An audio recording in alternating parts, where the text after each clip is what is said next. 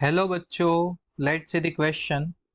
When no external force acts on a system, then बच्चों question में हमें बताया गया है कि जब फोर्स एक्सटर्नल फोर्स जीरो है बच्चों, तो ऑप्शन में हमें सेंटर ऑफ मास के बारे में आंसर देना है बच्चों।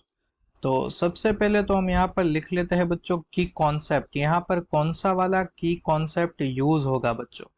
तो की कॉन्सेप्ट में यहाँ पर लिख सकता हूँ बच्चों, conservation of conservation of conservation of linear momentum, conservation of linear momentum क्या है इसका लो बच्चों? तो if sigma F is equal to zero, net force zero होता है बच्चों, तो जो लिनियर मोमेंटम होता है पी, वो क्या होता है बच्चों? कांस्टेंट होता है।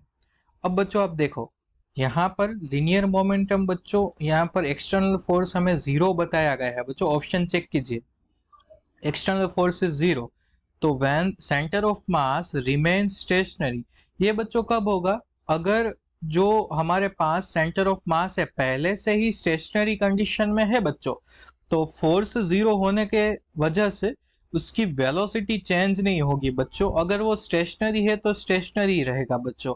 तो ये ऑप्शन करेक्ट है बच्चों। The centre of mass accelerates बच्चों, ये गलत है।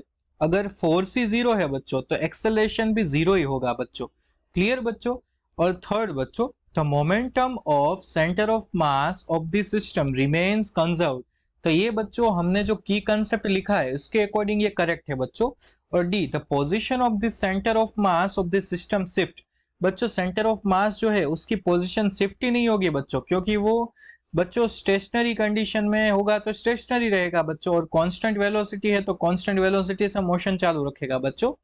तो अकॉर्डिंग टू की कॉन्सेप्ट बच्चों, अकॉर्डिंग टू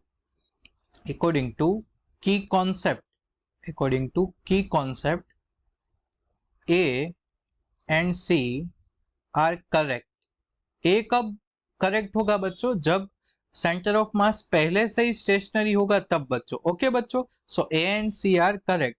So बच्चों, our key concept will lead us to the correct answer and correct options are A and C. So I hope बच्चों you all understood it well. Best of luck.